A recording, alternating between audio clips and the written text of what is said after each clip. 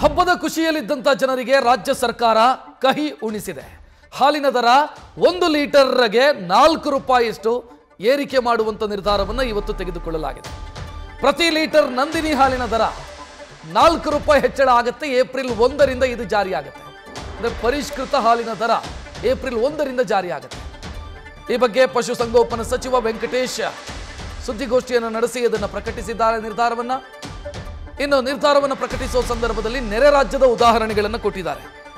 ಅಲ್ಲಷ್ಟು ಕಡಿಮೆ, ಅಲ್ಲಷ್ಟು ಜಾಸ್ತಿ, ನಮ್ಮಲ್ಲಿ ಕಡಿಮೆ, ಬೇರೆ ಬೇರೆ ರಾಜ್ಯದ ಉದಾಹರಣೆಗಳನ್ನು ಕೊಟ್ಟು ಬೆಲೆ ಏರಿಕೆಯನ್ನು ಸಮರ್ಥನೆ ಮಾಡಿಕೊಂಡಿದ್ದಾರೆ.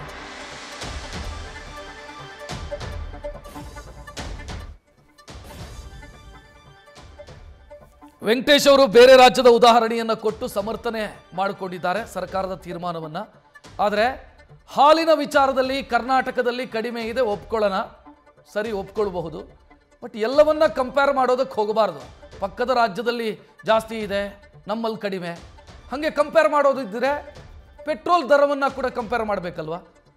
ಇವತ್ತು ವೆಂಕಟೇಶ್ ಅವರು ಅಥವಾ ಸಹಕಾರ ಸಚಿವ ರಾಜಣ್ಣ ಅವರು ಮಾತನಾಡುವಾಗ ಉತ್ತರ ಪ್ರದೇಶದ ಉದಾಹರಣೆ ಕೊಡ್ತಾರೆ. ಉತ್ತರ ಪ್ರದೇಶದಲ್ಲಿ 95 ರೂಪಾಯಿ ಪೆಟ್ರೋಲಿಗೆ, ಕರ್ನಾಟಕದಲ್ಲಿ 103. ಗುಜರಾತ್ನಲ್ಲಿ 94 ರೂಪಾಯಿ ಪೆಟ್ರೋಲ್ಗೆ, ಕರ್ನಾಟಕದಲ್ಲಿ 103. ಅದನ್ನು ಕಂಪೇರ್ ಮಾಡಬೇಕು ತಾನೆ. ಹಾಗಿದ್ರೆ ಅದು ನಿಮ್ಮ ಅನುಕೂಲಕ್ಕೆ ಬೇಕಾದಂಗೆ ನೀವು ಕಂಪೇರ್ ಮಾಡ್ತಾ ಹೋಗೋದು. ಈ ಕಂಪ್ಯಾರಿಸನ್ನೇ ತಪ್ಪು. ಒಂದೊಂದು ರಾಜ್ಯದಲ್ಲಿ ಅಲ್ಲಿನ ಪರಿಸ್ಥಿತಿಯನ್ನು ನೋಡಿಕೊಂಡು ಆ ವಸ್ತುವಿನ ದರ ಇರುತ್ತೆ.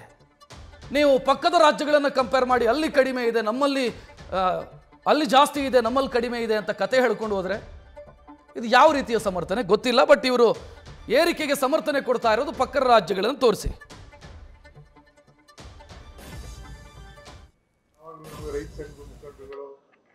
ರೈತರೆಲ್ಲ ನಮಗೆ ರೇಟ್ ಜಾಸ್ತಿ ಮಾಡಿ ಉತ್ಪಾದನೆ ವೆಚ್ಚ ಜಾಸ್ತಿ ಆಗ್ತಾ ಇದೆ. ನಮಗೆ ಈಗ ಕೊಡ್ತಾ ಇರ್ತಕ್ಕಂಥ ರೇಟ್ ಭಾಳ ಕಡಿಮೆ ಇದೆ ಅಂತೇಳಿ ನಮಗೆ ಅವ್ರ ಒತ್ತಡ ಯಾವಾಗಲೂ ಇತ್ತು.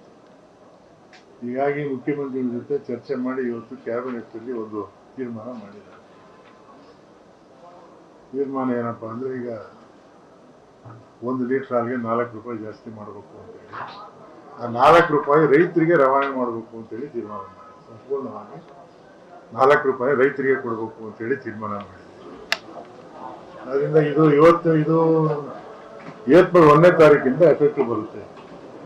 ಏಪ್ರಿಲ್ 1ರಿಂದ 4 ರೂಪಾಯಿ ದರ ಜಾಸ್ತಿ ಮಾಡಿರ್ತಕ್ಕಂಥ ಏಪ್ರಿಲ್ 1ರಿಂದ ಜಾರಿ ಆಗುತ್ತೆ. ಅದಕ್ಕೆ ನಿಮಗೆ ನಾವೆಲ್ಲ ಪೇಪರ್ ಏನಾದ್ರು ಕೊಟ್ಟರೆ ಏನಾದ್ರು ಒಂದು ಏಪ್ರಿಲ್ 1 ಇದು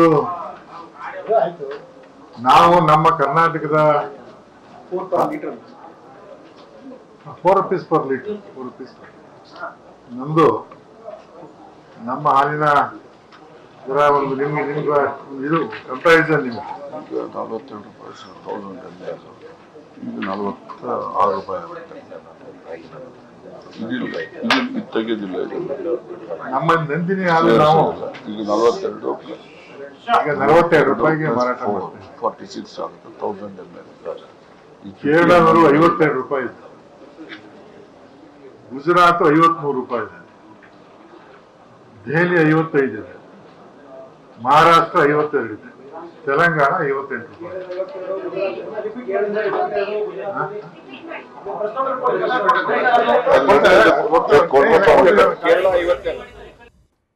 ಹಿನ್ನೆಲೆಯಲ್ಲಿ ಹೆಚ್ಚು ತಡ ಆದರೂ ಕೂಡ ಇವತ್ತು ಎಲ್ಲ ಹಾಲು ಒಕ್ಕೂಟಗಳ ಒತ್ತಡಕ್ಕೆ ಮತ್ತು ರೈತರ ಒತ್ತಡಕ್ಕೆ ಮಣಿದು ಸರ್ಕಾರ 1ನೇ ತಾರೀಕು ಏಪ್ರಿಲ್ನಿಂದ 100,000 ಮಿಲಿಲೀಟರ್ ಹಾಲಿಗೆ 4 ರೂಪಾಯಿಗಳನ್ನು ಹೆಚ್ಚಿಸ್ತಕ್ಕಂಥ ಒಂದು ತೀರ್ಮಾನವನ್ನು ಇವತ್ತು, ಅಂದರೆ ತೀರ್ಮಾನ ತೆಗೆದುಕೊಂಡಿರೋರು ಇವ್ರುಗಳು, ಹಾಲು ಮಹಾಮಂಡಳದವರು, ಒಕ್ಕೂಟದವರು. ಅವ್ರು 5 ರೂಪಾಯಿ ಕೇಳ್ತಾ ಇದ್ರು.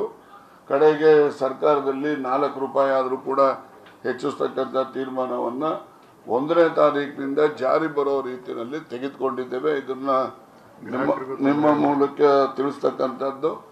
ಜೊತೆಯಲ್ಲಿ ಈ ಏನು 4 ರೂಪಾಯಿ ದರವನ್ನು ಹೆಚ್ಚಿರ್ತೇವೆ, ಈ 4 ರೂಪಾಯಿನ ಸಂಪೂರ್ಣವಾಗಿ ರೈತರಿಗೆ ಅದನ್ನು ಮುಟ್ಟಿಸ್ಬೇಕು.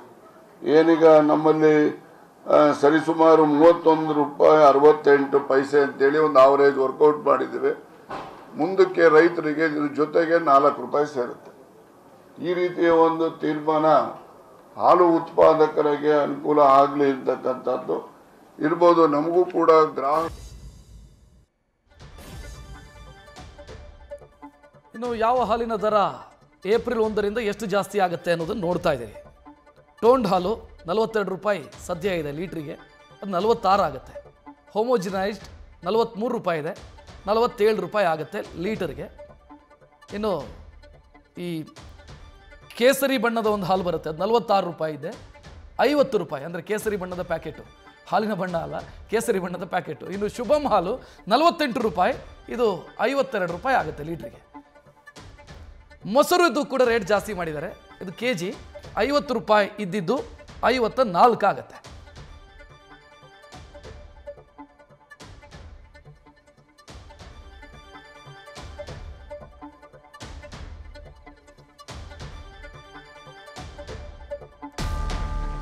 ಇನ್ನು ಹಾಲಿನ ದರ ಏರಿಕೆ ಬಗ್ಗೆ ಜನ ಅಸಮಾಧಾನ ವ್ಯಕ್ತಪಡಿಸ್ತಾ ಇದ್ದಾರೆ. ರಾಜ್ಯ ಸರ್ಕಾರಕ್ಕೆ ಹಿಡಿ ಶಾಪ ಹಾಕ್ತಾ ಇದ್ದಾರೆ, ಆಕ್ರೋಶ ವ್ಯಕ್ತವಾಗ್ತಾ ಇದೆ. ಸರ್ಕಾರ ದರ ಏರಿಕೆಯ ನಡೆಗೆ ಜನಸಾಮಾನ್ಯರು ಕ್ಲಾಸ್ ತೆಗೆದುಕೊಳ್ತಾ ಇದ್ದಾರೆ. ಇವರ ಗ್ಯಾರಂಟಿನೂ ಸಾಕು, ಇವರು ದರ ಏರಿಕೆ ಮಾಡ್ತಾ ಇರೋದು ಸಾಕು ಅಂತ ಕಿಡಿಕಾರ್ತಾ ಇದ್ದಾರೆ.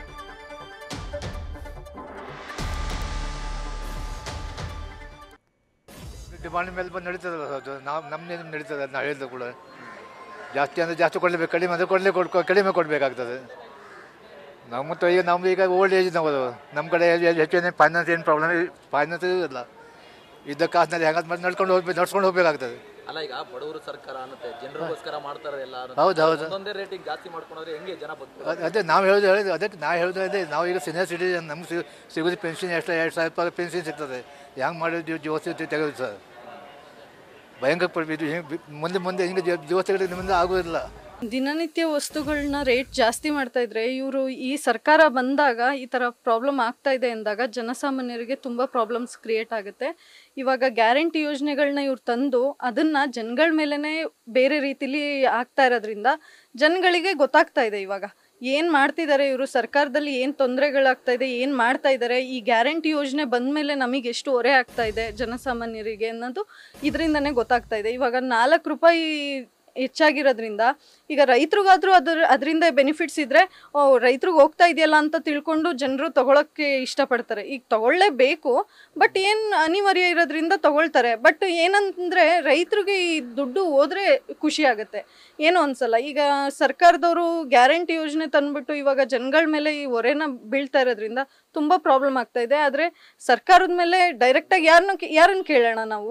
ಇವಾಗ ನಾವು ನಿಮ್ಗೆ ಹೇಳ್ಬೋದೇ ಬಿಟ್ರೆ ಹೆಚ್ಚಿಗೆ ಮಾಡೋಂಥ ಹಣ ಎಲ್ಲಿ ಹೋಗುತ್ತೆ ಅನ್ನೋದೇ ಮೊದಲು ಇಂಪಾರ್ಟೆಂಟು. ಸರ್ಕಾರದ ಖಜಾನೆ ಈಗ ದರಿದ್ರ ಆಗಿರೋ ಬಿಕಾರಿ ಆಗಿರೋ ಸರ್ಕಾರದ ಖಜಾನೆಗೆ ಹೋಗುತ್ತಾ, ಇಲ್ಲ ರೈತನಿಗೆ ನೇರವಾಗಿ ಹೋಗುತ್ತಾ, ಅದು ಇಂಪಾರ್ಟೆಂಟು. ಇಲ್ಲ ಅಂದರೆ ಇವರೇನು 4% ಮೀಸಲಾತಿ ಕೊಟ್ಟವರಲ್ಲ ಮುಸ್ಲಿಮರಿಗೆ, ಅಲ್ಲಿಗೆ ಹೋಗುತ್ತಾ ಅನ್ನೋದು ಇಂಪಾರ್ಟೆಂಟ್ ಆಗುತ್ತೆ. ಅದು ಮೊದಲನೇದು ಮಂಡ್ಯ ಜಿಲ್ಲೆಯಲ್ಲಿ ರೈತ ಕಂಗಾಲಾಗಿ ಆತ್ಮಹತ್ಯೆ ಮಾಡ್ಕೊತಾವನೆ, ಆತ್ಮಹತ್ಯೆ ಸರಣಿ ಐತಾವೆ. ಅವನೇನು ಮಾಡ್ತಾವನೆ ರೈತ, ಈಗ ವ್ಯವಸಾಯ ಬಿಟ್ಟು ಹೈನುಗಾರಿಕೆ ಬಂದವನೆ, ಹಾಲು ಸಾಕಿ ಹಸು ಸಾಕಿ ಒಂದಷ್ಟು ಜೀವನ ಕಟ್ಕೊಳ್ಳೋದ ಅಂತೇಳಿ 1 ರೂಪಾಯಿ ಬೆಲೆ ಕೊಟ್ಟರು ರೈತನಿಗೆ ಅನುಕೂಲ ಆಗುತ್ತೆ. ಇದೆಲ್ಲನೂ ರೈತನಿಗೇನು ಲಕ್ಷಾಂತರ ರೂಪಾಯಿ ಆದ್ರೆ ಬರಲ್ಲ, 1 ಲೀಟ್ರ್ 1 ರೂಪಾಯಿ ಕೊಟ್ಟರು ಅದು ಅದರೇ ದೊಡ್ಡ ಖುಷಿ ರೈತನಿಗೆ. ಈಗಿರುವಂಥ ಪರಿಸ್ಥಿತಿನಲ್ಲಿ ರೈತನನ್ನು ದಿವಾಳಿ ಮಾಡುವಂಥ ಕೆಲಸ ಮಾಡ್ತಾಯಿದೆ ಈ ಸರ್ಕಾರ. ಇದು ಖಂಡಿತವಾಗಿಯೂ ತಪ್ಪು ನಿರ್ಧಾರ ಈ ಸರ್ಕಾರದ್ದು. ಈ ನಿರ್ಧಾರವನ್ನು ಖಂಡನೆ ಮಾಡ್ತದೆ ಮಂಡ್ಯ ಜಿಲ್ಲೆ ಜನತೆ ಮತ್ತು ಮಂಡ್ಯದ ರೈತರು ಖಂಡನೆ ಮಾಡ್ತೀವಿ. ಈ ದರಿದ್ರದ ಸರ್ಕಾರ ಮತ್ತು ಈ ಮುಖ್ಯಮಂತ್ರಿಗಳು ರೈತ ಪರ ಕಾಳಜಿ ಇಲ್ಲ ಅಂತ. ಕಷ್ಟನೇ, ತುಂಬಾನೇ ಕಷ್ಟ. ಬಡವ್ರು ನಮ್ಮಂತ ಬಡವರು ತಗೊಳಕಾಯ್ತದ. ಮಕ್ಕಳು ಕೂಲಿ ಕೆಲಸ ಮಾಡ್ತಾವ, ಹೋಟ್ಲಲ್ಲಿ ಕೆಲಸ ಮಾಡೋದು, ನಮಗೂ ತುಂಬಾನೇ ಕಷ್ಟ. ಜಾಸ್ತಿ ಮಾಡಿರೋದೇ ತಪ್ಪು. ಈಗಿರೋ ರೇಟ್ಗೆ ತಗೋತಾಯ್ತಾ ಇಲ್ಲ, ಇನ್ನೂ ಜಾಸ್ತಿ ಮಾಡಿದ್ರೆ ಹೆಂಗ್ ತಗೊಳಕಾಯ್ತದೆ? ಅಂದ್ರೆ ಈಗ ಸರ್ಕಾರಗಳು ಜನರ ಪರವಾಗಿ ನಾವು ಜನರಿಗೆ ಒಳ್ಳೇದಾಗುತ್ತೆ, ಇದರಿಂದ ಜನಗಳಿಗೋಸ್ಕರ ನಾವು ಕೆಲಸ ಮಾಡ್ತೀವಿ ಅಂತಾರೆ, ಹೋಯ್ತಾರೆ. ಒಂದ್ರಲ್ಲಿ ಇದು ಮಾಡಿದ್ರು ಇನ್ನೊಂದ್ರಲ್ಲಿ ಜಾಸ್ತಿ ಮಾಡ್ಕೊಂಡು ಹೋಯ್ತಾರೆ ಅಷ್ಟೇ. ಅಂದ್ರೆ ಡೈಲಿ ಕೆಲಸ ಮಾಡೋರಿಗೆ, ತಿಂಗಳ ಸಂಬಳ ನಂಬ್ಕೊಂಡು ಕೆಲಸ ಮಾಡೋರಿಗೆಲ್ಲ ಕಷ್ಟ ಆಗುತ್ತೆ. ಕಷ್ಟನೇ. ತಿಂಗಳ ಸಂಬಳಕ್ಕೆ ನಮ್ಮ ಮಕ್ಕಳೆಲ್ಲ ಇರೋದು ಕೂಲಿ ಕೆಲಸ, ಹೋಟ್ಲಲ್ಲಿ ಅಡುಗೆ ಮಾಡೋದು, ಇವ್ರ ಮಗ ಗಾರೆ ಕೆಲಸ ಮಾಡೋದು, ಇನ್ನೊಬ್ಬ ಮಗ ಎಲ್ಲ ನಮ್ಮ ಮಗ ಇನ್ನು ದೊಡ್ಡ ಮಗ ಇವರು ಇನ್ನೊಬ್ಬ ಚಿಕ್ಕ ಮಗ ನಮ್ಮ ಮಗ ಎಲ್ಲ ಒಬ್ಬ ಗಾರೆ ಕೆಲ್ಸಕ್ಕೆ ಹೋಗೋದು, ಒಬ್ಬ ಹೋಟ್ಲು ಕೆಲ್ಸಕ್ಕೆ ಅಡುಗೆ ಮಾಡೋಕ್ಕೆ ಹೋಗೋದು. ಇಂಥದ್ರಲ್ಲಿ ತುಂಬಾ ಕಷ್ಟ. ಏನು ಮಾಡೋದು, ಅವ್ರ ಹೆಂಡತಿ ಮಕ್ಕಳು ನೋಡ್ಕೋಬೇಕು, ನಮ್ಮನ್ನು ನೋಡ್ಕೋಬೇಕು.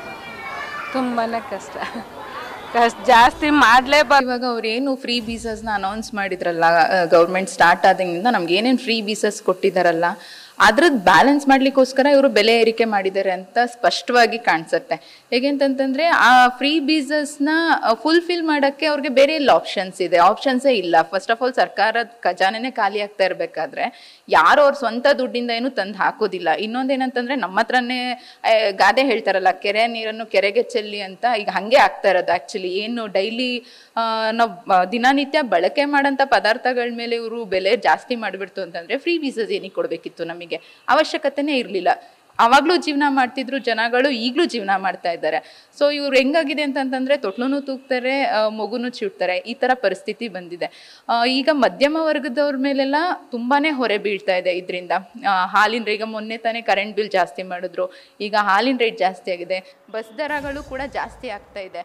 ಹಾಗಾದ್ರೆ ಏನು ಪ್ರಯೋಜನ ಬಂತು ಇವರು ನಮಗೆ ಫ್ರೀ ವೀಸಾಸ್ನ ಕೊಟ್ಟು? ಸೊ ಅಂದರೆ ಈ ನಾರ್ಮಲ್ಲು ನಾವೇನು ಬಳಸ್ತಾ ಇದ್ದೀವಿ, ಜನಸಾಮಾನ್ಯರಿಗೆ ತೊಂದರೆ ಆಗದಂತೆ ಏನಾದರೂ ಒಂದು ಇವ್ರು ಮಾಡಬೇಕು ಅಂತ ಹೇಳಲಿಕ್ಕೆ ಇಷ್ಟಪಡ್ತೀನಿ ಸರ್. ಖಂಡಿತವಾಗ್ಲೂ ಸರ್, ಇದು ವೆರಿ ಕ್ಲಿಯರ್ಲಿ ಇದು ನಾವೇ ನೋಡ್ತಾ ಇದ್ದೀವಲ್ಲ. ಈಗ ಗ್ಯಾರಂಟಿ ಕೊಡಲಿಲ್ಲ ಅಂದಿದ್ದಿದ್ರೆ ಒಂದು ಒಳ್ಳೆ ಬಜೆಟಲ್ಲಿ ಏನಾದರೂ ಮಾಡ್ಬೋದಾಗಿತ್ತು. ಈಗ ಅವರು ಗ್ಯಾರಂಟಿ ಕೊಟ್ಬಿಟ್ಟಿದ್ದಾರೆ. ಈಗ ಅದನ್ನು ಫುಲ್ಫಿಲ್ ಮಾಡೋಕ್ಕೆ ಈಗ ಯಾರು ಅವ್ರ ಸ್ವಂತ ದುಡ್ಡಿಂದ ಯಾರೂ ಫುಲ್ಫಿಲ್ ಮಾಡೋದಿಲ್ಲ. ಈಗ ಏನಾಗಿದೆ ಅಂದರೆ ನಾವು ನಮ್ಮಿಂದ ಬರೋಂಥ ಟ್ಯಾಕ್ಸ್ ಅಮೌಂಟ್ ಆಗಿರ್ಬೋದು ಅಥವಾ ರೆವೆನ್ಯೂ ಏನು ನಾವು ಸರ್ಕಾರಕ್ಕೆ ನಾವು ಹೌದು ಸರ್, ಇವಾಗ ಏನು ದಿನನಿತ್ಯ ಯೂಸ್ ಮಾಡ್ತಾ ಇದ್ದೀವಿ ಆ ಪದಾರ್ಥಗಳಿಗೆಲ್ಲ ಬೆಲೆ ಜಾಸ್ತಿನೇ ಆಗ್ತಾ ಇದೆ. ಈಗ ಗ್ಯಾರಂಟಿ ಕೊಟ್ಟರು ಅವರು, ಅದರಿಂದ ಮಧ್ಯಮ ವರ್ಗದವ್ರಿಗೆ ಮತ್ತು ಮಹಿಳೆಯರಿಗೆ ತುಂಬ ಉಪಯೋಗ ಆಯಿತು. ಬಟ್ ಇವಾಗ ದಿನಚರಿ ವಸ್ತುಗಳು ಬೆಲೆ ಜಾಸ್ತಿ ಮಾಡ್ತಾ ಇರೋದ್ರಿಂದ ಗ್ಯಾರಂಟಿ ಕೊಡೋದು ಯೂಸ್ ಆಗಲ್ಲ ಅಂತ ಅನಿಸ್ತಾ ಇದೆ. ಯಾಕಂತಂದರೆ ಇದು ಮಧ್ಯಮ ವರ್ಗದವರಿಗೆ ಮತ್ತು ಬಡವರಿಗೆ ಏನು ಡೈಲಿ ಯೂಸ್ ಮಾಡಿದರೆ ಅದು ಕಮ್ಮಿ ಬೆಲೆಯಲ್ಲಿ ಬೇಕು ಅವರಿಗೆ. ಗ್ಯಾರಂಟಿ ಕೊಟ್ಟು ಅದಕ್ಕಿಂತ ಜಾಸ್ತಿ ಬೆಲೆ ಇದನ್ನೇ ಜಾಸ್ತಿ ಮಾಡಿದ್ರೆ ಅವರಿಗೆ ತುಂಬ ಜೀವನ ಕಷ್ಟ ಆಗುತ್ತೆ. ಸೊ ಗ್ಯಾರಂಟಿ ಕೊಡೋದ್ರ ಬದಲು ಈ ಬೆಲೆಗಳು ಏನಿದೆ ಅದನ್ನ ಕಡಿಮೆ ಮಾಡಲಿ ಅನ್ನೋದೊಂದು ಕೇಳ್ಕೊತಾ ಇದ್ದೀವಿ ಸರ್ ಅವರಿಗೆ. ಸೊ ಈ ಗ್ಯಾರಂಟಿ ಏನು ಕೊಡ್ತಾ ಇದ್ರು ಅದ್ರ ಬದಲು ಇದನ್ನೇ ದಿನಚರಿ ವಸ್ತುಗಳನ್ನ ಬೆಲೆ ಕಡಿಮೆ ಮಾಡಿದ್ರೆ ಮಧ್ಯಮ ವರ್ಗದವರಿಗೆ ಉಪಯೋಗ ಆಗ್ತಾ ಇತ್ತು ಅಂತ. ಎಲ್ಲರೂ ಮಧ್ಯಮ ವರ್ಗದಿಂದ ಹಿಡಿದು ಎಲ್ಲ ಜನ ನಿತ್ಯ ಯೂಸ್ ಮಾಡೋ ಅಂಥದ್ದು. ಸೊ ಗ್ಯಾರಂಟಿದು ಅವರು ಈಗ 2,000 ರೂಪಾಯಿ ಕೊಟ್ಬಿಟ್ಟು ಅದಕ್ಕಿಂತ ಜಾಸ್ತಿ ತಿಂಗಳಿಗೆ ಏನು ಖರ್ಚು ಜಾಸ್ತಿ ಆಗ್ತಾ ಇದೆ. ಸೊ ಇದು ಕೊಟ್ಟಾಗ ಅದನ್ನು ಬ್ಯಾಲೆನ್ಸೇ ಮಾಡ್ತಿಲ್ಲ. ಇದು ಗ್ಯಾರಂಟಿದು ಅವ್ರಿಗೆ ಏನು ಯೂಸ್ ಆಗ್ತಾನೆ ಇಲ್ಲ ಅಂತಾನೆ ಹೇಳ್ಬೋದು ಸರ್. ನಾವ ರೈತರಿಗಾದ್ರೂ ಪರವಾಗಿಲ್ಲ, ರೈತರು ಕಷ್ಟಪಟ್ಟು ಮೇಯಿಸ್ಕೊಂಬಂದು ಹಾಕಿದ್ಕು ನಮಗೆ ನಷ್ಟ ಇಲ್ಲ, ಅದು ಆಗುತ್ತೆ. ತಗೊಳ್ಳೋರ್ಗೂ ಕಷ್ಟನೇ ಅಲ್ವಾ? ಅವ್ರಿಗೂ ಪಾಪ ಆಫೀಸಲ್ಸ್ಗಳು ಇರ್ತಾರೆ, ಅವರು ಮನೆ ಬಾಡಿಗೆ ಕಟ್ಕೊಂಡು ಅವ್ರಿಗೂ ಕಷ್ಟನೇ ಐತಿ.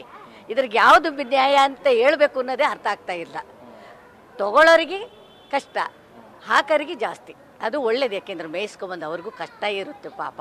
ಹೊರಗಡೆ ಹೋಗಿ ಮೇಯಿಸ್ಕೊಂಡು ಈ ಬಿಸಿಲಲ್ಲಿ ನೀರು ಕುಡಿಸ್ಕೊಂಡು ರೈತರಿಗೆ ಅದು ಲಾಭನೇ. ಲಾಭ ಇರುತ್ತೆ, ಲಾಭ ಬೇಕು ರೈತರಿಗೆ. ಎಲ್ಲದ್ರಿಗೂ ಕಷ್ಟ ಐತಿ. ಇವಾಗ ಕಾಯಿ ನೋಡಿದ್ರೆ ರೇಟು ಜಾಸ್ತಿ ಆಯಿತು, ರೈತರಿಗೆ ನಷ್ಟನೇ. ಇಲ್ಲಿವರೆಗೆ ಯಾವುದೇ ಒಂದು ಸರ್ಕಾರ ಬರ್ರಿ ರೈತರಿಗೆ ನಷ್ಟನೇ. ರೈತರಿಗೆ ತುಂಬಿಕೊಡೋ ಅಂಥ ಸರ್ಕಾರ ಯಾವುದೂ ಬರಲಿಲ್ಲ. ಅವ್ರು ಹಗಲೂ ಕಷ್ಟಪಡ್ತಾರೆ ರೈತರುಗಳು, ಅವ್ರು ಮಾಡಿದ್ದೇ ನಾವು ತಗೊಂಡು ತಿನ್ನೋದು ಅಲ್ವನಪ್ಪ. ಮತ್ತೆ ರೈತರಿಗೆ ಇದ್ರ ಹಣ ಹೋಗುತ್ತೆ ಅನ್ನೋದಾದ್ರೆ ಸರಿ ಸರಿ, ಹೋಗ್ಲಿಲ್ಲ ಮಧ್ಯವಂತರದ ತಗೊಂಡು ತಿಂದ್ಬಿಟ್ರೆ ಕಷ್ಟ. ಅದು ನಾನು ಹೇಳಿ ಮಾತ್ರ, ಯಾಕೆಂದ್ರೆ ನಾನು ಜಿಲ್ಲಾ ಮಹಿಳಾ ಕಾಂಗ್ರೆಸ್ ಅಧ್ಯಕ್ಷಣಿ ಮಾಜಿ. ಅದು ಕಷ್ಟ ಆಗುತ್ತೆ ಮಗ ಅಲ್ವಾ? ಮತ್ತೆ ಅವರು ಹೋಗಿ ಜೋಬಿಗೆ ಸೇರಿದ್ರೆ ದುಡ್ಡು ಹಣ ಪರವಾಗಿಲ್ಲ ಹಾಲಿಂದು ಅಲ್ವಾ? ಹಾಲಿನ ಮಾಲೀಕ ತಗೊಳ್ಳೋನು ಅದನ್ನು ಕರೆಕ್ಟಾಗಿ ಕೊಟ್ಟರೆ ರೈತ ಬದುಕೊಂಡ. ಇಲ್ಲ ಅವನ ಜೋಬಿಗೆ ಕತ್ರಿ ಮಾಡ್ಕೊಂಡು ರೈತನಿಗೆ ಕತ್ರಿ ಆದ್ರೆ.